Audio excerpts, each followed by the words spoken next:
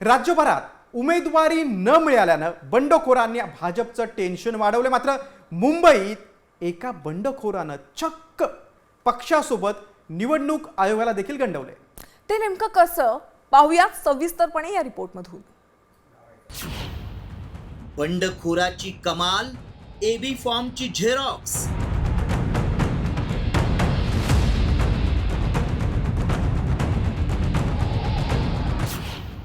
बंडखोरानं पक्षासोबत आयोगालाही गंडवलं।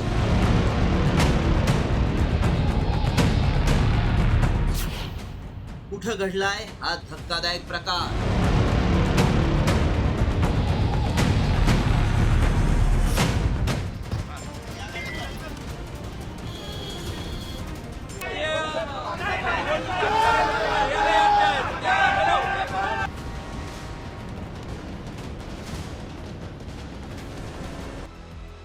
महापालिका निवडणुकीत उमेदवारी न मिळाल्यानं बंडखोरीला ऊत आलाय।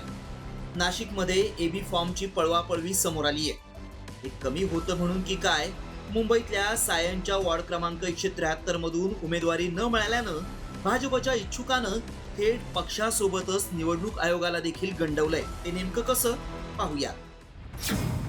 प्रतीक्षानगरमधील वॉर्ड क्रमांक 173 मधून भाजपच्या दत्ता केळुसकरांना एबी फॉर्म देण्यात आला।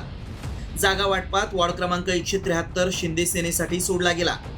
शिंदे सेनेकडून माजी नगरसेवक रामदास कांबळेंच्या पत्नी पूजा कांबळेंना उमेदवारी देण्यात आली। मुंबई भाजप अध्यक्ष अमित साटम यांच्याकडून केळुसकरांकडे एबी फॉर्म परत करण्याचे आदेश देण्यात आले। केळुसकरांनी फॉर्म परत करण्याआधी त्याची कलर झेरॉक्स काढली। खरा फॉर्म साटम यांच्याकडे परत केला। मात्र कलर झेरॉक्सच्या आधारे शिल्पा केळुसकरांनी भाजपसह अपक्ष अर्ज भरला। आयोगानं शिल्पा केळुसकरांचा अर्ज वैध ठरवलाय। हे सगळं घडल्यानंतर पुलाखालून 2 दिवस पाणी वाहून गेलं। मात्र केळुसकरांची ही खेळी उघड झाली ती भाजपमधीलच नाराज पदाधिकारी विजय पगारे यांच्यामुळे। कारण विजय पगारेंच्या पत्नीनं अपक्ष अर्ज दाखल केला। मात्र केळुसकरांच्या फॉर्मवर पगारेंनी आक्षेप घेतला आणि केळुसकरांच्या कारनाम्याचा भांडाफोड झाला। यानंतर अमित साटम यांनी थेट निवडणूक आयोगाकडे धाव घेत शिल्पा केळुसकरांचा अर्ज रद्द करण्याची मागणी केली आहे। खरं 173 मध्ये दोन्ही अर्ज पडलेत आणि आता एक अर्ज राहील।